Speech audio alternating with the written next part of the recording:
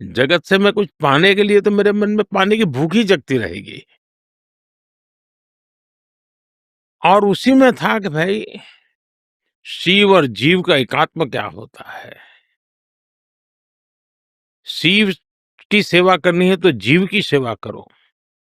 शिव और जीव में एकत्व की अनुभूति करो।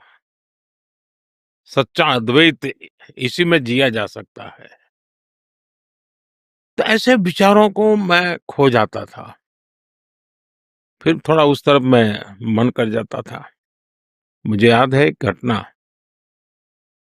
हम अब जिस मोहल्ले में हम रहते थे, उसके बाहर एक महादेव जी का मंदिर था।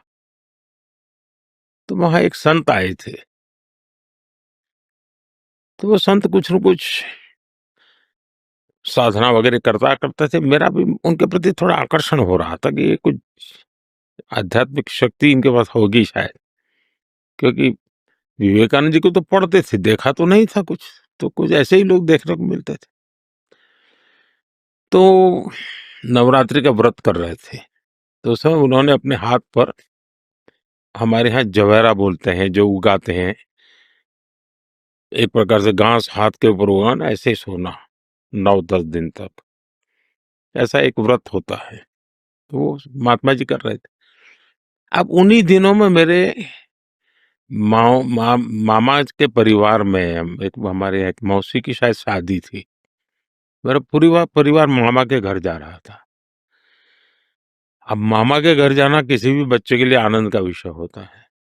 मैंने घर वालों से कहा, नहीं मैं तो नहीं आऊंगा, मैं तो यहीं रहूंगा, मैं ये स्वामी जी की सेवा करूंगा।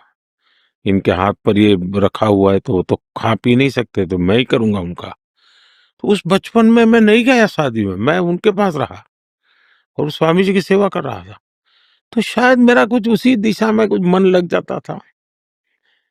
कभी लगता था कि भाई हमारे गांव में कुछ लोग जो फौज में काम करते थे, छुट्टियों में आते थे तो यूनिफॉर्म पहन के चलते थे, तो मैं भी दिन भर उनके पीछे पीछे भागता था कि ये देखिए कितनी बड़ी देश की सेवा कर रहा है। तो ऐसे, लेकिन कुछ मेरे लिए नहीं, कुछ करना है, बस ये भाव रहता था।